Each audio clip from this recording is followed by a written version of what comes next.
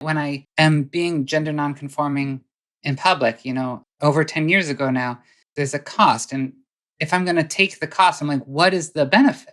I need to know why I need this and why I am going to be willing to go through all this bullshit and stigma and street harassment. But I guess where I land is like, I know in my guts that it's worth it. I could feel right away that it's worth it. Even though I had so much angst about it and like, it's not worth it. I can't do this. It's too hard of a path for me and I don't want to. And I don't want to be a social confrontation just by walking into a room or walking down the street. I don't want to do it. I don't want any of it. So that's what I was like. I wanted an explanation that I could write on paper. Here's why it's worth it. Here's why I need this anyway, even though it involves so much pain for me.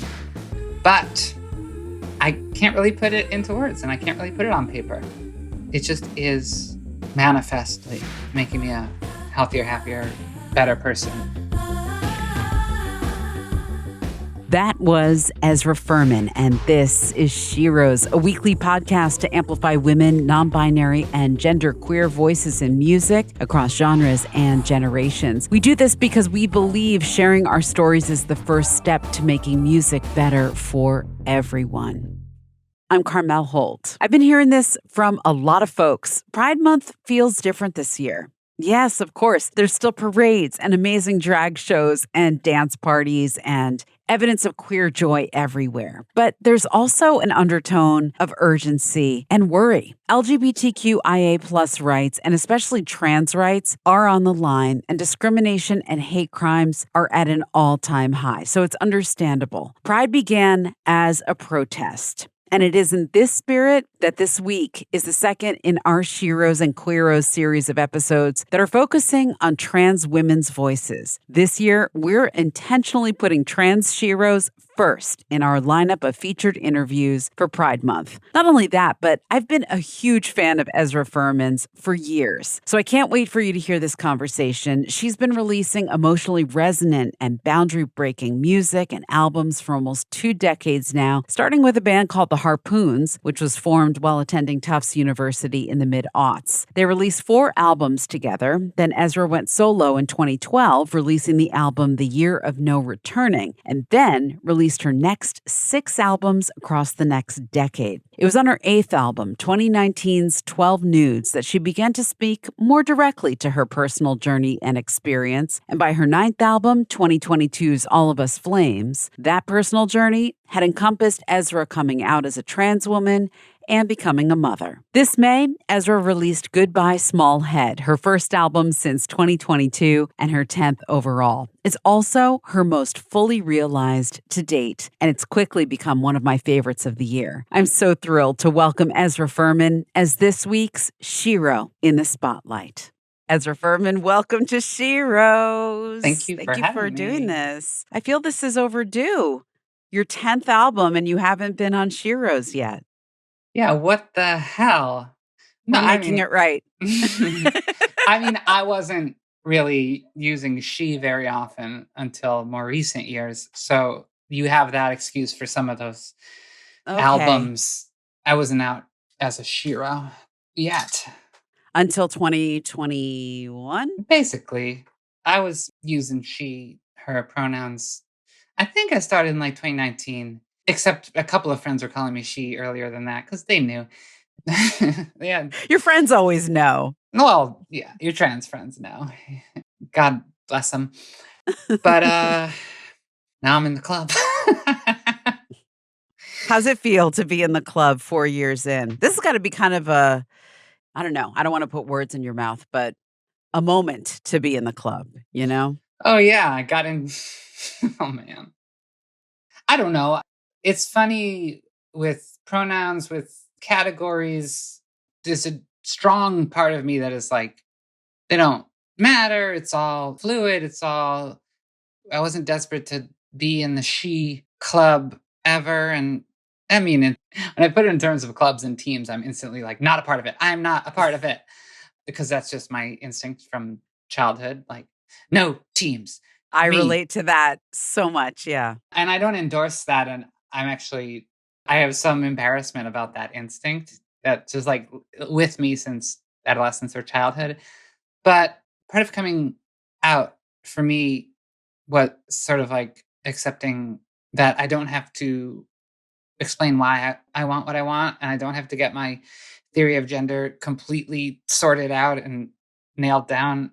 It can be enough that being trans makes me more free. I can tell. I mean, it's so clear to me that every step of being gender nonconforming and coming out as trans, which were many steps over many years, made me more free and just strangely healing. And I've never really understood why I'm trans.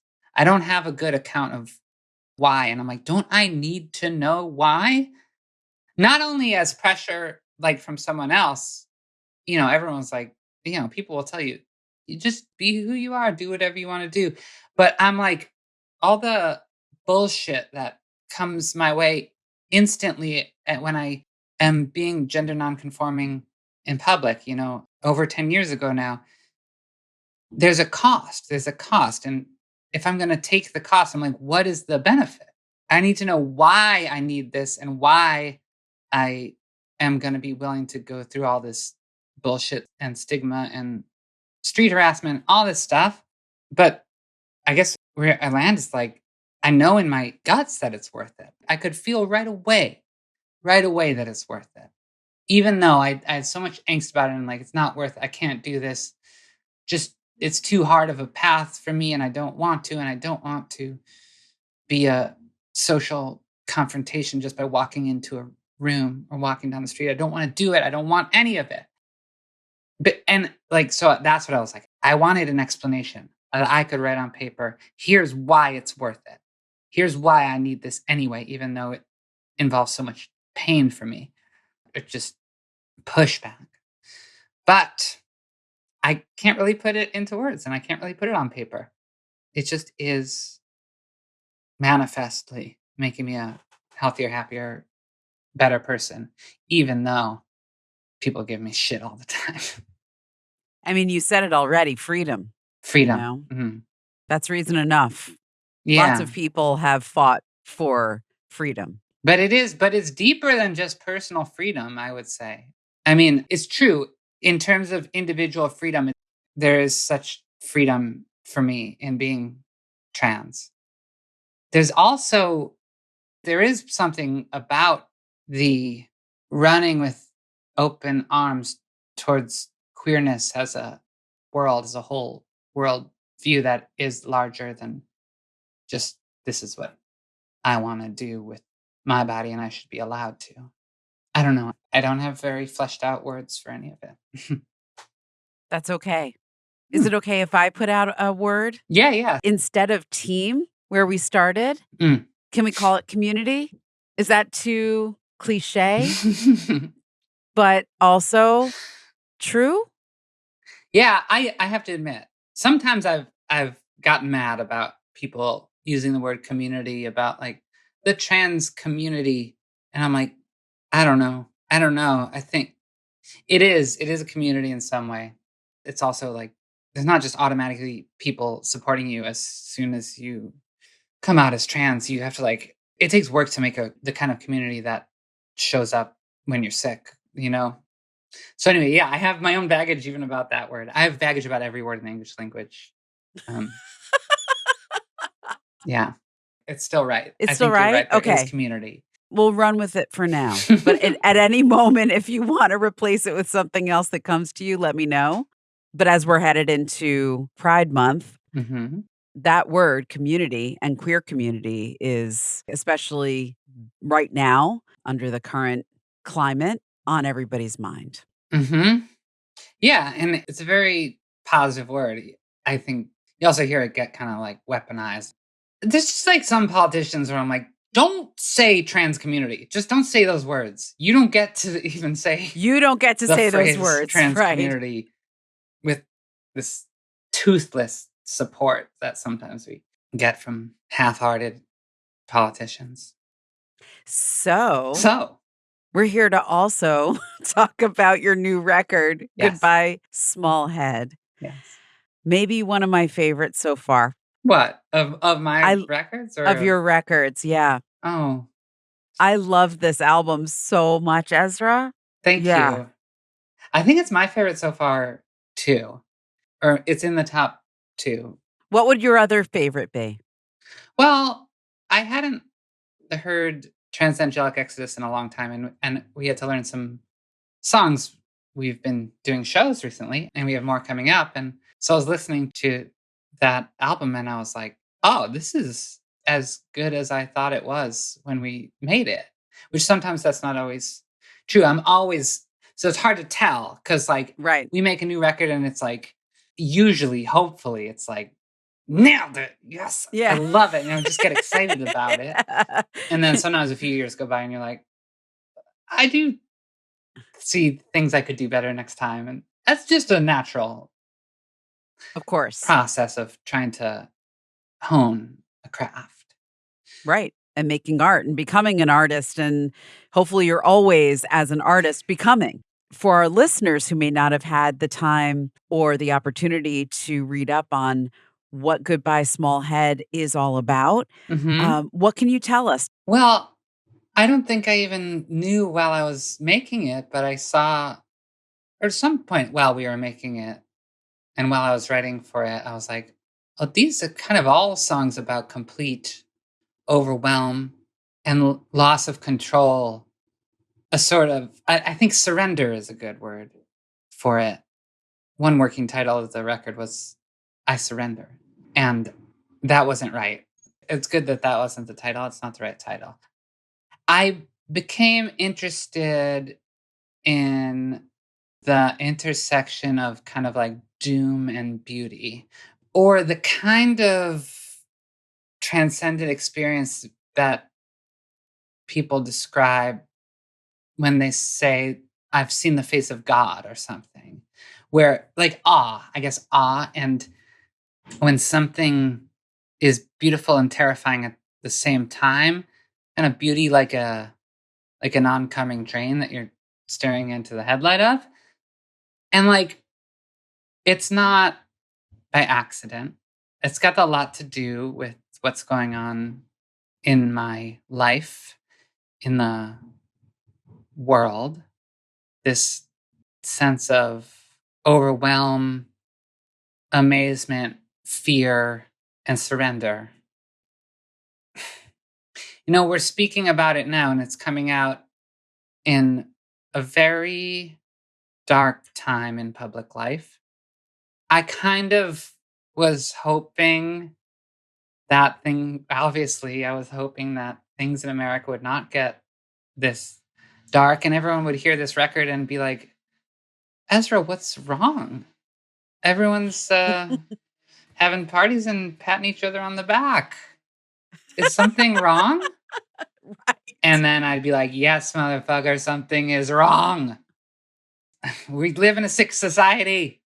Maybe I was feeling this way in the Joe Biden era. I don't know. How about we play a song for those that hadn't heard anything yet from this new album? Where would you point them to first? I think the first track on the album, Grand Mahal, puts a lot of this. It's just the thesis of overwhelm and beauty. It's a very gorgeous track, which I have my collaborators to thank for. That's Grand Mal, and it opens the new album by Ezra Furman, Goodbye Small Head, her 10th album. This is SHEROES, and I'm Carmel Holt. I love how you organized your last 9 albums into these trilogies. Yeah. And I've read and heard you talk about how you felt this call to speak more to the collective in the past, and that there wasn't a whole lot of, I'm putting this in air quotes, us on this record. But you couldn't have known that, in fact, like you're saying, you said before, I was thinking that people would hear this record and go, Ezra, what's wrong? But instead, there's so much to relate to because of the climate that we're in. Yeah, I know. And it's still, I keep seeing the way that these records I've made are like these sort of spiritual, social check-ins, especially this one. This felt so about first person experience, and it felt sort of alone. existential, spiritual sometimes. And yet it feels like I'm doing that every time. And then I take a step back and I'm like, this really rhymes with American life right now in some way. And there is intelligence going into that, but it also is sort of accidental and feels a little magic or just, I don't know. I guess it makes me feel like I have worked to become the kind of artist that, like, anything I say that feels urgent to me works as sort of a mirror to the culture around me or that I'm in. But that shift, I did a lot of first person plural writing, a lot of we and us. And I feel this shift away from trying to make a communal narrative, away from making protest songs for us all to kind of sing collectively, and zooming in to, like, this is how I am feeling alone in a room, kind of just feeling the largest possible feelings, coming apart a little bit. And the feeling also of when a narrative, a collective narrative, like, dissolves. I feel in some broad way, I've been trying to say to everybody, it's going to be okay. We will be okay. We can prevail. Maybe that's what I want to say. And then, like, the feeling of, like, that falling apart and having the undeniable impulse to say, this is too much for me. I can't carry this hurt and stay strident and have it all together and have this narrative and console the troops. So, yeah, there's a lot. It's kind of a cracking up record or a coming apart kind of a thing. And truthfully, I know how to come apart and then come back together. And I more and more want to be like, it's okay to feel this feeling, to feel despair. I used to be so, you can't despair. No one can despair. We can't allow it. But the truth is, you can despair. You can despair. You can feel despair, and then you can feel different the next day. It doesn't mean this feeling of surrender. It's not permanent, I keep thinking of this lines by the poet Rainer Maria Rilke. It might have even just been in one of those letters to a young poet, but he says, like, just keep going. No feeling is final. Let it all hit you, beauty and terror. Just keep going. No feeling is final. It's such a gift to me. And in some ways, I think some of the purpose of art is to allow yourself to feel feelings that are, like, total, that are, like, overwhelming, that you can't really incorporate into a narrative or say in social life. Like, we're trying to convene a space where it is possible to feel those unsayable things. And then after you feel them, yeah, they don't define you. You haven't placed your flag anywhere. You just felt that feeling. Where did that knowledge, do you think, or when did that knowledge kind of crystallize for you? Well, I had a moment of, like, total burnout. I mean, I had moments. I was having more and more moments of, like, I can't do this. So often about my work as particularly a touring musician. I mean, I'd just have a night in a hotel room where I'm like, I cannot perform tomorrow night and I can't sleep tonight and I need to go home. I'm not okay. And there's that and there's tough stuff, but also not just touring, also just being in public and getting hit with transphobia in open, obvious ways and in subtle ways, in ways that were specifically targeted at me and ways that were generally just the feeling of, like, the group I'm in has become one of the number one most hatefully talked about groups in the public conversation. And yes, this feeling of, like, this is too much for me. I have been out here saying, like, trans youth, we're going to be okay. Mhm. Stick with me. I will lead you in formation into battle. And then this inconvenient other feeling of like, someone needs to rescue me. And this is too much for me to continue doing. And then one day I got sick. I got sick in spring 2023, and I got really sick and I couldn't walk around for like 2.5 months. I mean, Whoa. I could walk, but I couldn't. If I walk around the block, I've got to lie down for 2 or 3 hours after that. So my life ground to a halt, and shows were canceled. I was supposed to do music for this movie, and I couldn't do the music for the movie. Of course, I was trying to live my life and do my work, and it all stopped, and I just had to lie there in pain and exhaustion and like wonder if I was dying. Oof. and and I wasn't writing, I don't think in that period of actual fatigue and total exhaustion, I wrote anything that ended up on the record. But in that dark cave of that experience, like I feel like the whole record was kind of born. Wow. Yeah. And I was trying to write songs in that period, and they were awful. Anyway, well, really, because like in that time of getting so sick and compounding with all the other overwhelms I was feeling, I was like, well, clearly I need to not do this job anymore. I can't do this job. I gotta figure out something else to do. Maybe I'll just write some books, or maybe I'll get a job at the cafe, because I don't think I should be doing this work anymore. I feel like, am I killing myself by doing this public facing, high intensity, touring around the world job? So I really didn't think I would be putting out a record so soon, if ever. But then things changed, no feeling is final. What brought you out of it? Where did the healing start? Well, there was some physical improvement that happened, and I did start to be able to operate normally. As soon as like late that summer, I was like, "Oh, I'm better. I got better." But then a couple months later, I got worse again, and Mm, then it was that, and it still is. I mean, it hasn't gotten as bad as it was in the initial period, and I still don't know what this condition exactly is.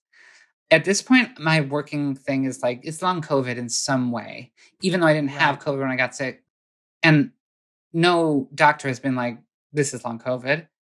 But one guy said it might be. The thing is, when I got sick and was in the hospital, like they gave me like tests, and they were like, well, you've got some kind of infection. And so it was like lots of work to try to figure out what that infection was. And they couldn't identify it. But sorry, okay, boring. That's a little boring to me. but Sorry, I um asked.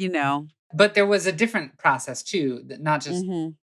starting to get a little bit better, because I still am up and down in terms of energy and what I'm able to do.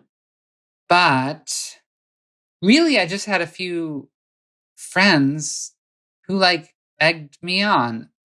And then I wrote some songs that I was like, okay, this song is special. I'm always writing songs, and I was writing songs and just, I just throw them away usually, or just put them in a drawer, and you'll never hear most of them. But then some come along that I'm like, this one just feels so urgent. Like, this must be said. And so I'm like, well, I could just, I don't know. I had a friend who, God bless him, he was like, let's make recordings. Let's be creative together. It doesn't have to be. And I was like, what? I'm not, what am I gonna make an album? I don't think I want to do that. And I can't, I'm maybe trying to not do that anymore. And he was like, album schmalbum. I thought we are just creative people. Let's just do something for fun. It doesn't have to be part of anything. And he was right. But then it did become an album eventually. But that was just exploration, and and it spurred me on more. And once I recorded a cool sounding little thing with him, well, then I was like, I do have this other idea, and came up with something else, and it slowly snowballed. And I had the my bandmates, I would send a demo to my bandmates and they'd be like, cool, now I'm going to play drums on it. And I'm going to put this sample on it. And what if we put strings here? And I'm like, it's so cool sounding now. And I'm like, we're making a record, aren't we? God damn it. But hey, was one of those songs that kind of first got the ball rolling when your friend told you, like, just go to the studio and like play just because you're creative people, which I loved. Were any of those early songs, did they make it to the record? Yeah. The one Ooh, which one? that we started with when he was like, well, it was my friend Anthony who helped me record some incidental stuff for the last season of Sex Education. Okay. So we had some functional reasons to make one recording, and he was like, let's do one of your songs. You have songs, don't you? I know you have songs. And I was like, I don't. I really don't. I do have this one thing, but I didn't finish it. And he was like, let's just do it. And the first one I made any like version of was that song Jump Out. And it really wasn't finished when I made this recording with him. But then he was like, now it's time to put a vocal on it. And I'm like, the words aren't there. And he's like, well, we need to hear what it sounds like when you're singing. You don't have to sing the real words. And then I was like, give me 1 second. And I just like wrote the rest of it in front of him, basically.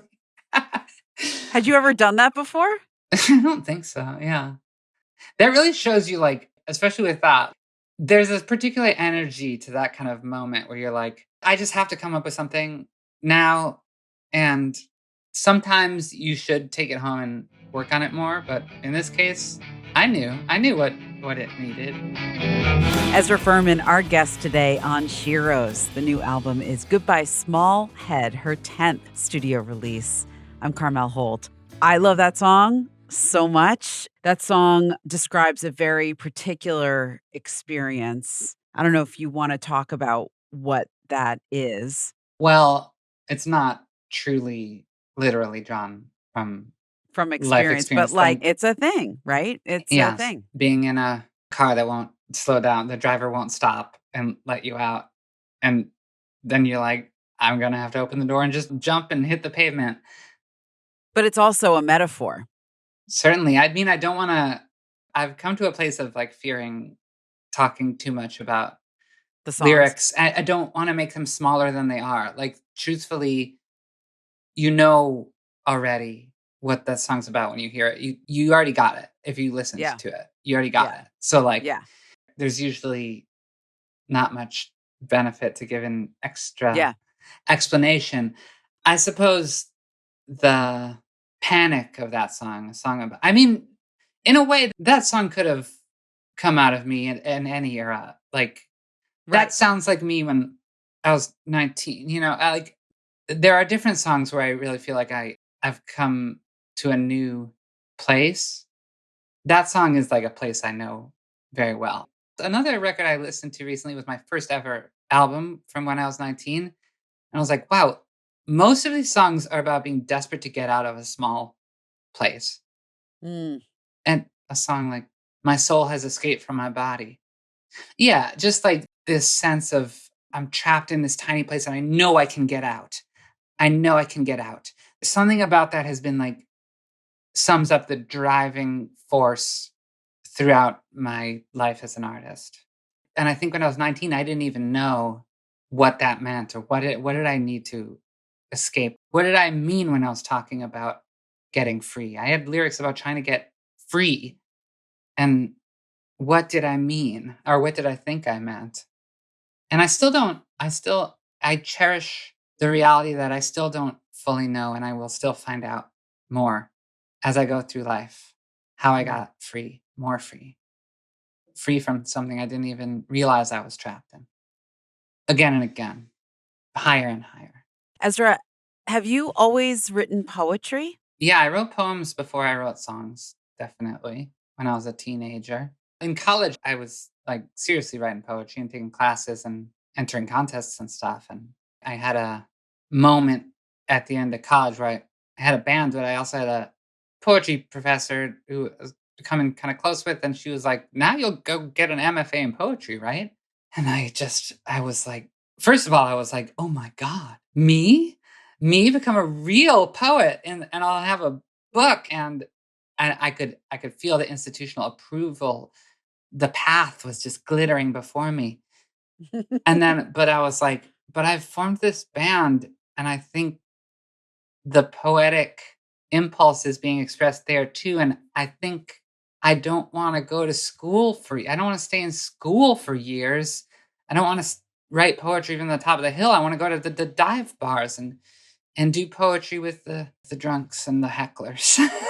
and also, yeah, and fans, and be part of the world of people who do it without the degree. And I don't know, and I'm not trying to claim any superiority for musicians over academic poets, but I just saw those two paths and I was like, I think I've got to go to the bar and scream at the ordinary people from the stage through monitors, which I can't hear. Going back even further, or maybe it's not even back further, where did you and music meet up at first?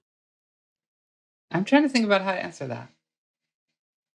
Well, I think something that the biggest moment was when I was 12 years old and I first heard something that could be described as punk music, which was Green Day for me, the album Dookie. I was radicalized by Green Day's Dookie, like so many people. Amazing. And somehow, luckily, that didn't, I don't know, like the next thing I got into after that wasn't like Less Than Jake or something or what, no effects. But it was, no, and no effects. Well, I listened to them some too, but like, I somehow it led me straight to the Sex Pistols. Nice. To the Ramones and the Clash. And I was like, this is deeply part of who I am in some way. And I didn't play an instrument at that point.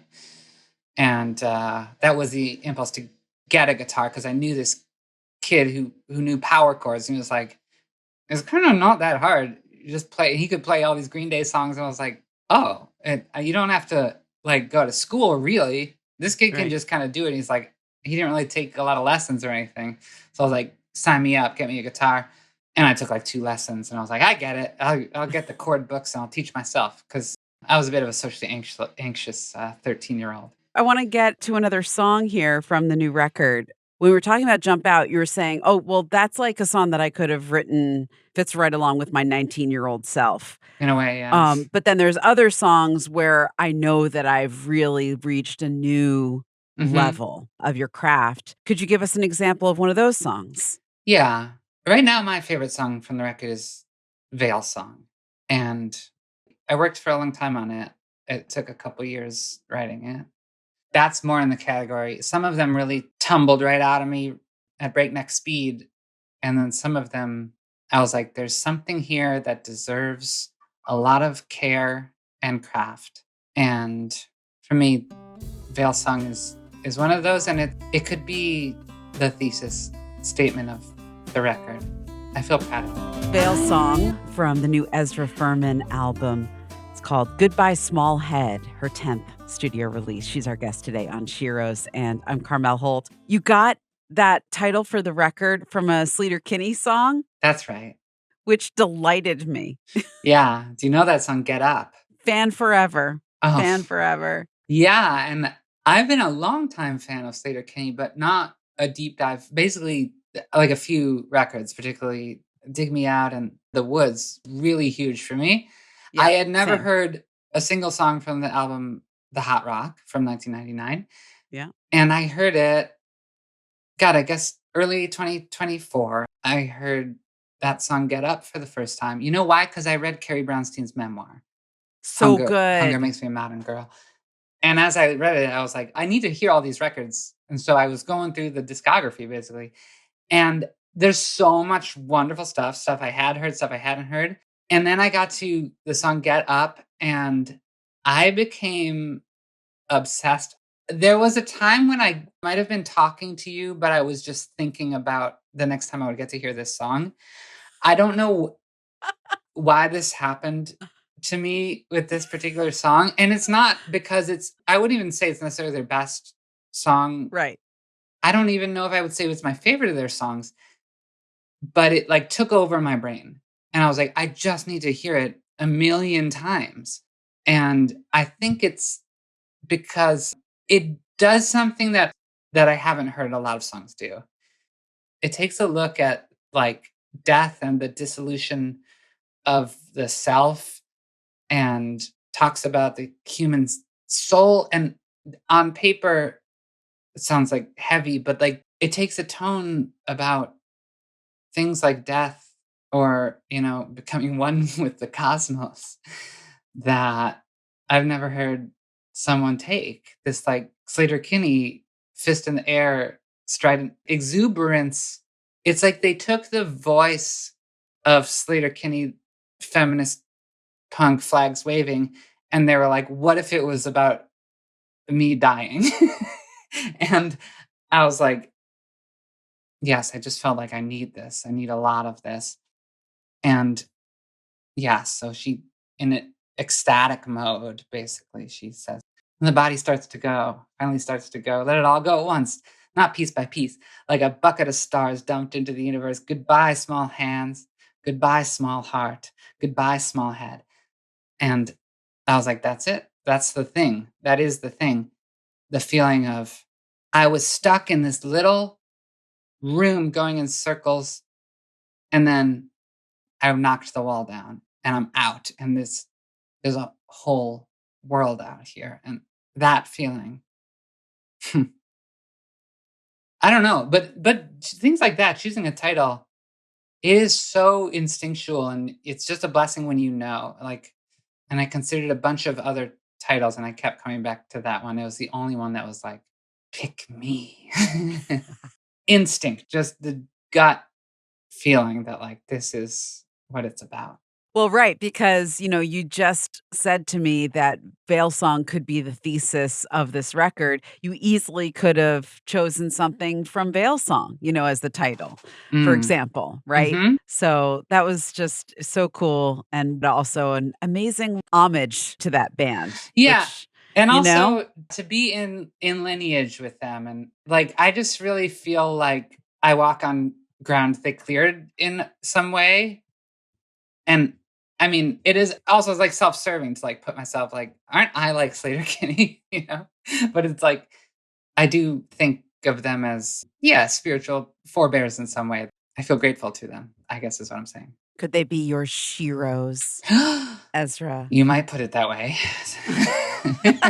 Especially if you. Sorry, that was so cheesy.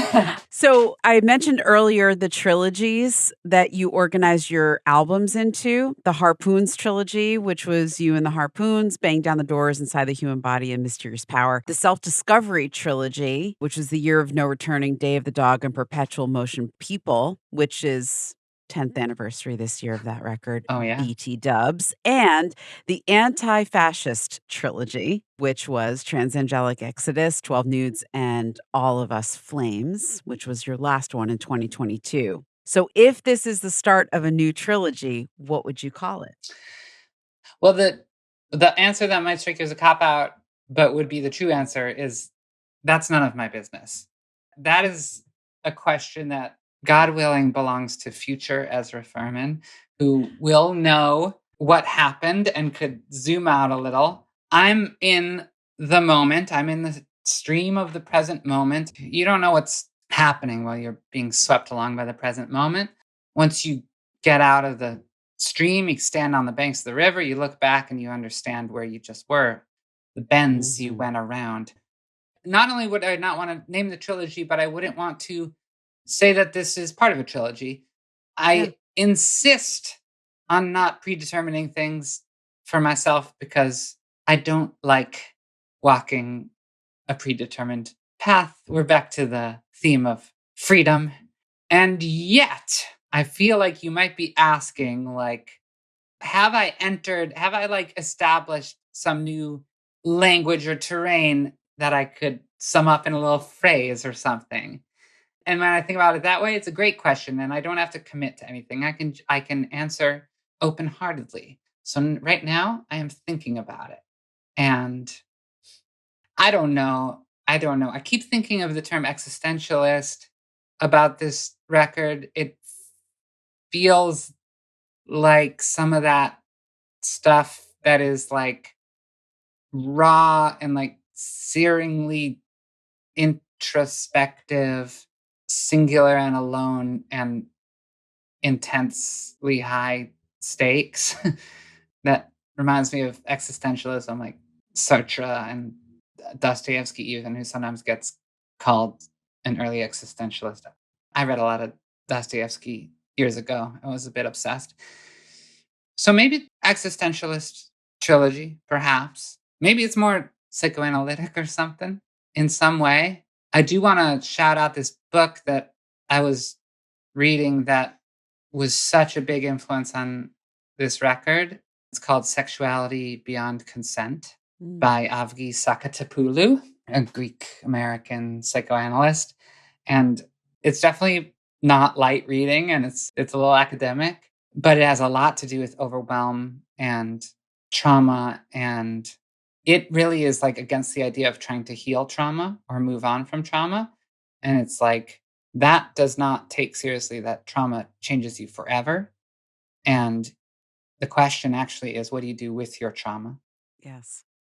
And so she explores that on lines of sexuality and race and all these kinds of overwhelm, and also aesthetics of art. It's an amazing book. I only wish I read it sooner, but her big word is traumatophilia versus traumatophobia.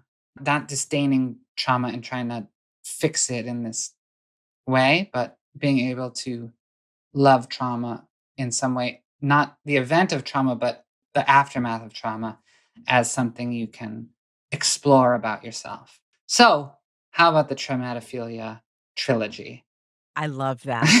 And you don't have to commit to it. That's just the thought today. I refuse to commit to it, in fact.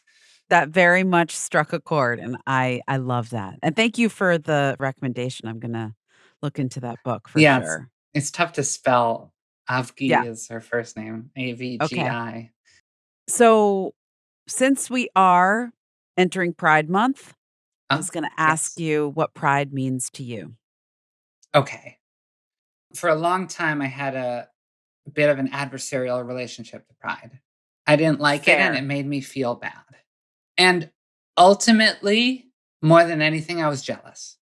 Like, that's a simple way to sum it up in a zoomed out way. I mean, I could go into like what I had to say about it and the things that I still relate to about that alienation, because they're real, and I think it's too corporate, and there's something that sometimes bums me out about like performative stridency and like having to like just the feeling of like in like the 2010s, I was like pretty closeted and pretty in pain and feeling desperate, overlooked, and left out.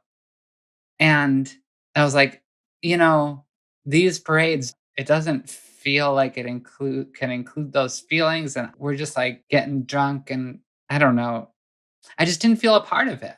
But there are ways that like it did kind of leave people out, and I didn't tend to see trans people all that often in pride parades, but also that's because I didn't go and I didn't show up. And my feelings were actually not being hurt by pride and people celebrating pride. My feelings were being hurt by the fact that I was closeted and I wasn't ready to celebrate myself as much as I saw these other people celebrating themselves. And you can hear some of that. I have a song called Come Close from the All of Us Flames. And I still do relate to the heartbreak in that song, where I'm like, okay, rainbow flag, what do your rainbows do for us here on the ground? How can you help the people who are desperate or who lost their job, or, it's a Budweiser can with a flag on it, it's that part of it still depresses and angers me. And I'm angry at corporations who cash in on it, kind of. But yeah, I think some of that anger was misdirected.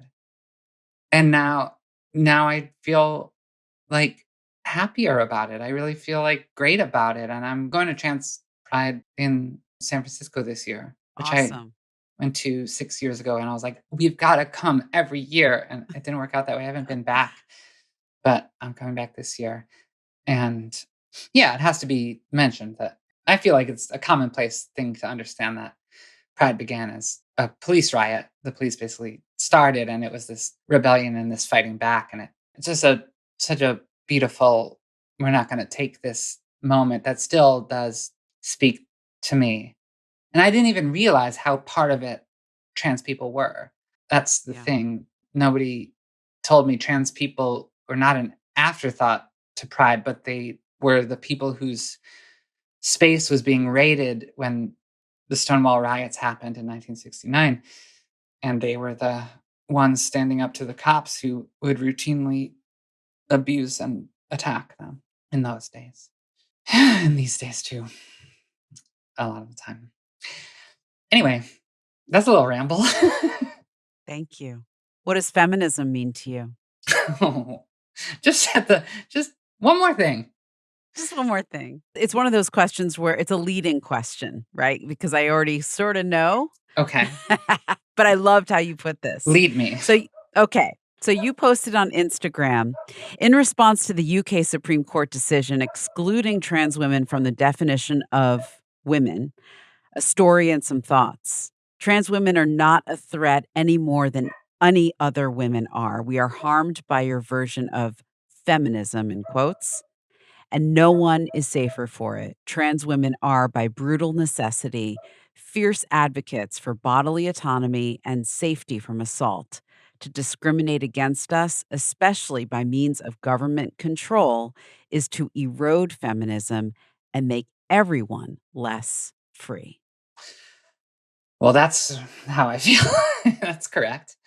And you told a story to go with that on Instagram. What was the story? I don't even remember this post. It wasn't long ago either, You don't know.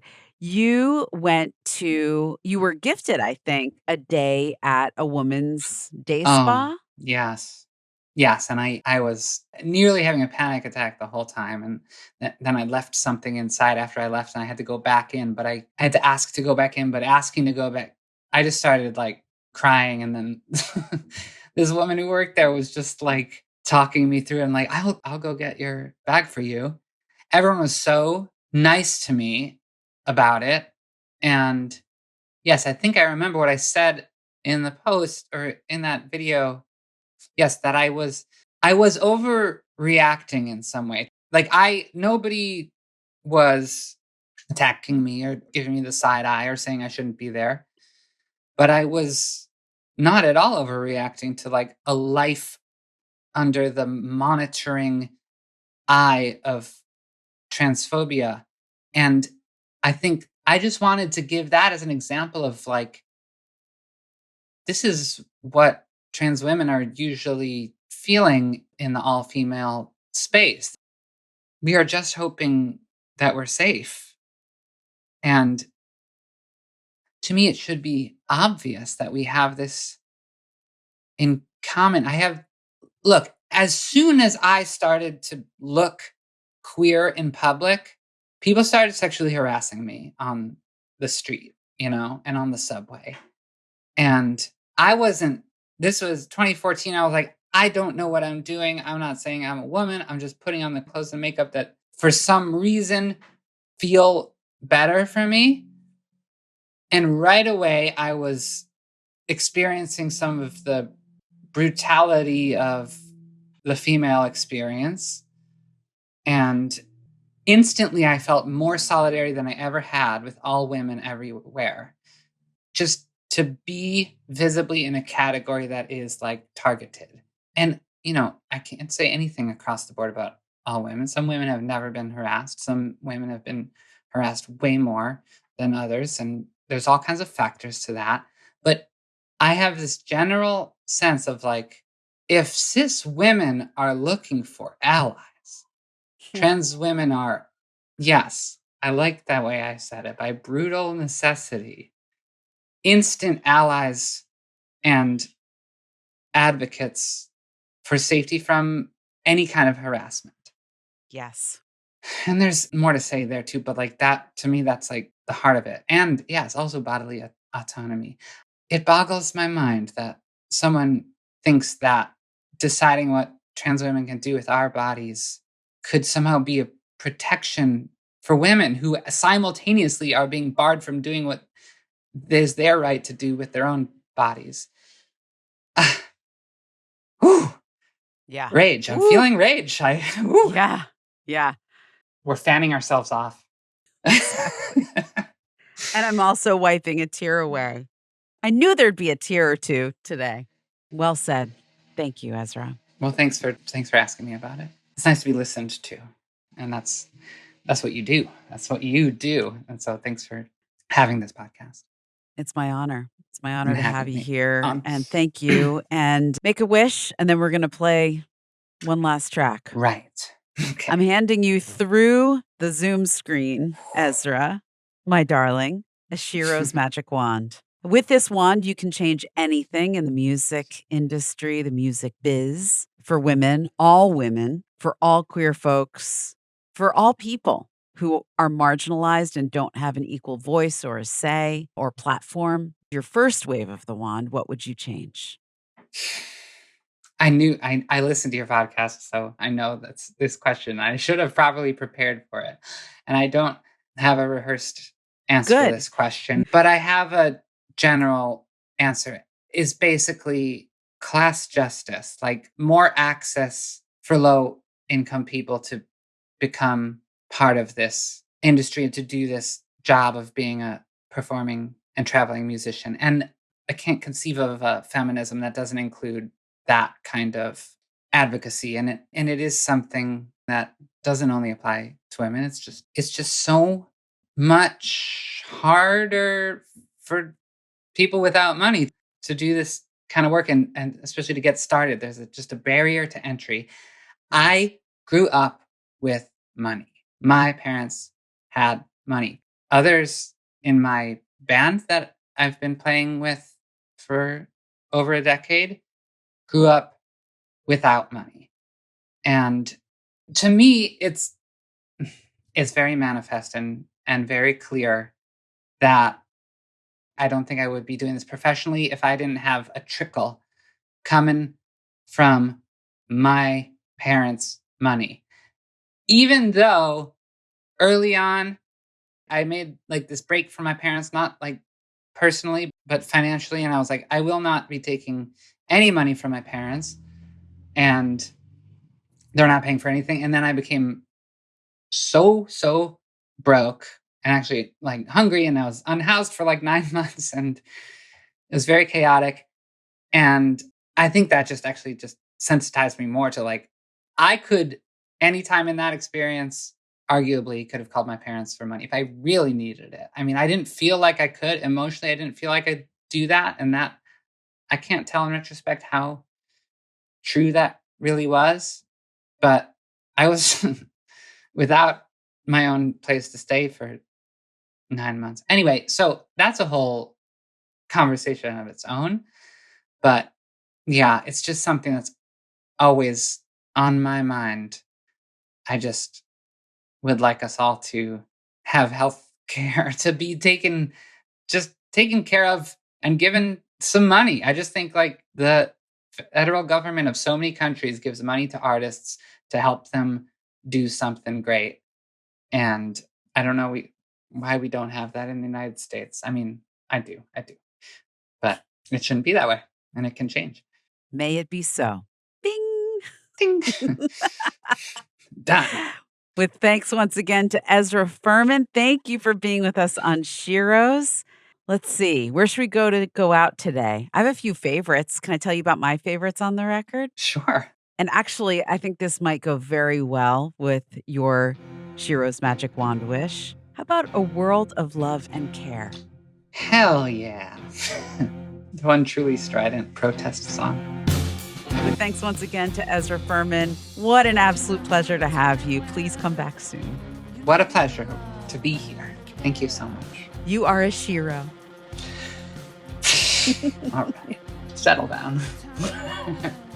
You needed love and care. Many thanks once again to Ezra Furman for being with us. Her 10th album, Goodbye Small Head, is available now on Bella Union. SHEROES is produced by me, is mixed and mastered by Kelly Drake. Our original theme music is by Lucius. SHEROES is also a nationally syndicated radio show. Please visit SHEROESradio.com to find out more. Keep in touch on Instagram and Twitter at SHEROES Radio, and please consider leaving us a rating and review wherever you listen to podcasts. That helps us grow and bring you more SHEROES. Until next time, remember, music is our superpower. I'm Carmel Holt. Thanks for listening.